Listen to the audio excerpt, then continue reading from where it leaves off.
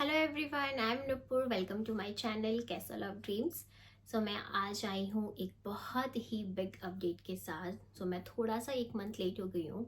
This update came on 2 सितंबर 2024। क्या है कि पहले क्रिटिकल स्किल्स अप्लाई करने के लिए अगर आपको अपना एम्प्लॉयर चेंज करना है, you have to be with that employer for at least 12 months. But in September 2024 से employer can change the employer after 9 months. ये जो अपडेट आया है ये बहुत ही बड़ा अपडेट है। ये जो अपडेट है गवर्नमेंट ने, आयरिश गवर्नमेंट ने ये बहुत इजी कर दिया है कि हम 9 मंथ्स के बाद अपना एम्प्लॉयर चेंज कर सकते हैं। 9 months but we have to strict with the same employer, क्योंकि ये दोनों के लिए बेनिफिशियरी है। एम्प्लॉयर इतना इन्वेस्ट करता है अपने एम्प्लॉय पे, इंटरव्यूज़ में इतना इन्वेस्टमेंट है, एटलीस्ट दोनों का विन विन सिचुएशन हो। तो इसीलिए 9 मंथ्स के लिए आपको रहना पड़ेगा, but before it was for 12 months. Okay, जो सेकेंड अपडेट है वो है change of employer, general work permit और critical skills employment work permit holder. तो जो जनरल वर्क परमिट होल्डर है, जैसे कि आपने जब एम्प्लॉयमेंट परमिट अप्लाई करते हैं, चाहे वो जनरल वर्क परमिट पे हो या फिर क्रिटिकल स्किल्स परमिट पे हो, तो आपके परमिट पे आपका एम्प्लॉयर का नाम लिखा रहता है, आपकी डेजिग्नेशन लिखी रहती है। लेकिन अब जो नया रूल आया है, आप अपना एम्प्लॉयर जो है वो चेंज कर सकते हैं सेम ही एम्प्लॉयमेंट परमिट पे। डैट मीन्स अगर आप 9 मंथ्स के बाद अपना एम्प्लॉयर चेंज करना चाहते हैं तो आपको अपना परमिट जो है दोबारा से न्यू लेने की ज़रूरत नहीं होगी, दोबारा न्यू एप्लीकेशन अप्लाई करने की ज़रूरत नहीं होगी। आप जस्ट अपने सेम एम्प्लॉयमेंट परमिट पे मैक्स 3 टाइम चेंजेस कर सकते हैं। जैसे कि अगर मैं एग्जांपल दूँ, जनरल वर्क परमिट होल्डर, तो जनरल वर्क परमिट होल्डर है, अगर उनका designation for example meat processor है, तो सेम एम्प्लॉयमेंट परमिट पे वो दूसरी जॉब ले सकते हैं, बट एक कंडीशन है कि उनकी जो दूसरी डेजिग्नेशन होगी वो भी मीट प्रोसेसर ही होनी चाहिए। जो 4 डिजिट सॉक कोड होता है वो मैच करना चाहिए। लेकिन यहाँ पे जो CSEP होल्डर्स हैं, जो कि critical skills employment permit holder कहा जाता है, उनके लिए ये चीज़ नहीं है। वो सेम कैटेगरी पे ब्रॉडर रोल पे जा सकते हैं।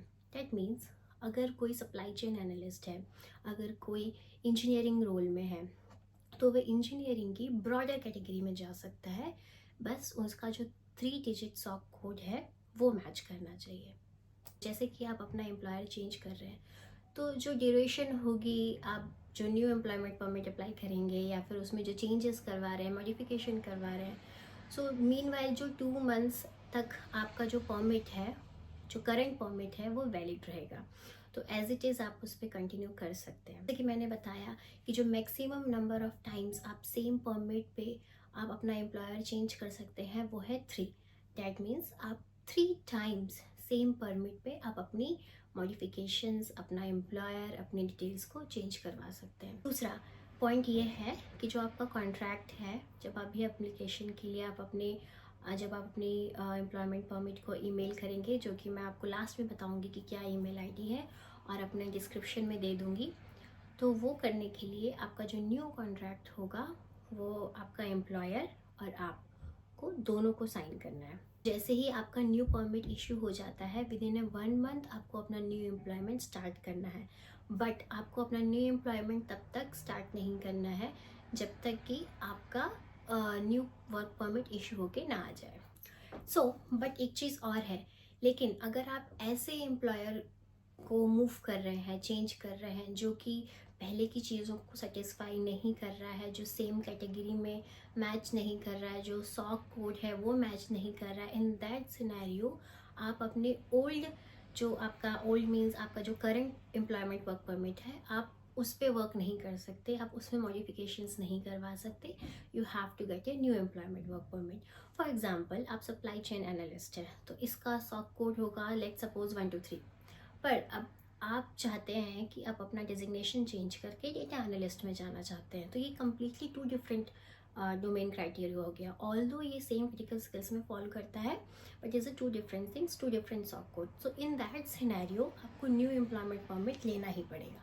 बट कुछ एक्सेप्शनल केसेस होंगे जहाँ पर रिडेंडेंसी हो, या फिर एम्प्लॉयर है जो अपना जॉब लोकेशन चेंज कर रहा है या anything, any exceptional scenario, in that case कुछ अल्टरनेटिव्स जो है वो आपको एम्प्लॉयमेंट परमिट बताएंगे। उसके लिए आप उन्हें कांटेक्ट कर सकते हैं और नीचे दिए हुए मेरी वेबसाइट पे और आप मोर डिटेल्स चेक कर सकते हैं।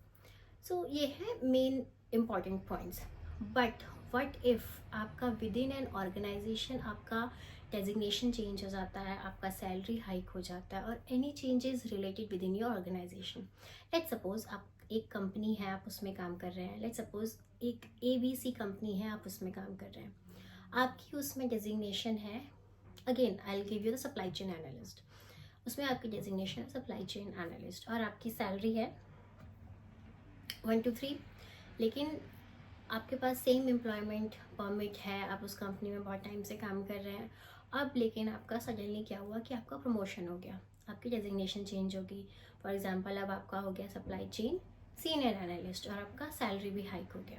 इन दैट सिनेरियो कोई भी चेंजेस होते हैं, आपको एम्प्लॉयमेंट परमिट को और EPMS@enterprise.gov.in को आपको अपडेट करना है। जस्ट अपडेट करना है। आप उन्हें ईमेल करिए और उन्हें बोलिए कि आप सेम कंपनी में काम करते हैं लेकिन आपका इंटरनली प्रमोशन हुआ है, आपका सैलरी हाइक हुआ है। तो उन्हें बोलिए कि आप उनके सिस्टम में ये अपडेट कर दें। तो जब आप स्टैम्प 4 के लिए अप्लाई करेंगे तो गवर्नमेंट को ये पता होना चाहिए कि आपके डिटेल्स में क्या चेंजेस हुए हैं, क्योंकि हमारे एम्प्लॉयमेंट परमिट पे जो लिखा हुआ है अगर वो मैच नहीं करेगा then it will be an issue while you applying for the stamp 4। जो भी डिटेल्स में चेंजेस हुए हैं आप उन्हें 28 डेज़ के अंदर आप एम्प्लॉयमेंट परमिट को अपडेट कर दीजिए। अब इसमें भी आता है एक सेकेंड सिनेरियो। लेट्स सपोज एक पेरेंट कंपनी है ABC, आपको ऑफर लेटर मिला उसकी सब्सिडरी कंपनी से DEF, आप उसमें थे। आफ्टर फ्यू मंथ्स आपका प्रमोशन हो गया एंड अब जो है उस कंपनी का ट्रेडिंग नेम जो है वो चेंज हो गया। सो इन दैट सिनेरियो में क्या होगा, एम्प्लॉयर तो सेम है लेकिन उसका ट्रेडिंग नंबर चेंज है। अब ट्रेडिंग नंबर चेंज होने से क्या होगा, आपके रेवेन्यू में आपका एम्प्लॉयर अपडेट करेगा तो पहली वाली जो ट्रेडिंग थी वो सीज होगी और नया वाला जो ट्रेडिंग बिजनेस है न्यू डेजिग्नेशन के साथ वो अपडेट होगा। सो although it's same company but technically क्या हो रहा है, इट सीम्स लाइक कि आपने एम्प्लॉयर चेंज किया है।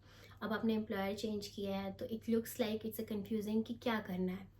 अब इन दैट सिनेरियो अगेन आप एम्प्लॉयमेंट परमिट को ईमेल करिए, EPMS को ईमेल करिए और उन्हें बताइए, अपना कॉन्ट्रैक्ट अटैच करिए और कंपनी से एक लेटर लिखवा लीजिए कि मैं इस कंपनी में इतने टाइम से काम कर रहा हूँ या कर रही हूँ, मेरा डेजिग्नेशन पहले ऐसा था, अंडर इस ट्रेडिंग नेम से था, अब नाउ मेरा जो प्रमोशन हुआ है, सैलरी हाइक हुई है, अब जो मेरा न्यू रोल आता है वो इस ट्रेडिंग नेम के आता है। तो उन्हें पूछिए कि आप जो ये मेरी डिटेल्स हैं आप अपने सिस्टम में अपडेट कर दीजिए और just for a confirmation ask कि मुझे एम्प्लॉयमेंट परमिट अप्लाई करने की ज़रूरत है कि नहीं, या फिर मुझे जस्ट सिर्फ ट्रांसफ़र ऑफ एम्प्लॉयमेंट चाहिए। तो जो ट्रांसफ़र ऑफ एम्प्लॉयमेंट है जो मैंने आपको स्टार्टिंग में 3 स्टेप्स बताए वो जो है वो सब ट्रांसफ़र ऑफ एम्प्लॉयमेंट के अंदर आता है। जब भी आप अपने सेम परमिट पे चेंजेस करवाते हैं whether then applying for a new critical skills permit, तो वो उन्हें मोस्टली क्या होगा कि वो, क्योंकि it's technically it's a same company with 2 different trading names, तो वो अपने सिस्टम में ये सारे डिटेल्स जो है वो अपडेट कर देंगे। But just make sure you have to update them ताकि जब आप स्टैम्प 4 के लिए अप्लाई करें ताकि तो आपको ये सारे इश्यूज ना आए। That's all. ये बहुत ही मेजर चेंजेस है जो कि किसी भी एम्प्लॉय के लिए, जो भी वर्क के लिए आ रहे हैं, जो भी स्टूडेंट्स हैं जो उन्हें जॉब के लिए अप्लाई करना है और ये सब देख रहे हैं, तो उन्हें ये इन्फॉर्मेशंस पता होनी चाहिए। तो ये जितनी भी वेबसाइट की डिटेल्स हैं, किस ईमेल आईडी पे ईमेल करना है, क्या कॉन्टैक्ट नंबर है, मैं सब आपको डिस्क्रिप्शन में दे दूँगी बिलो, आप चेक कर सकते हैं। और कोई भी डाउट हो, कोई भी इश्यूज़ हो रिलेटेड टू कि कैसे क्या करना है, you can contact me on YouTube, on social media. That's all for today. मैं आपसे मिलती हूँ किसी नए टॉपिक पे, किसी नए ब्लॉग के साथ। That's all. Thank you. Bye.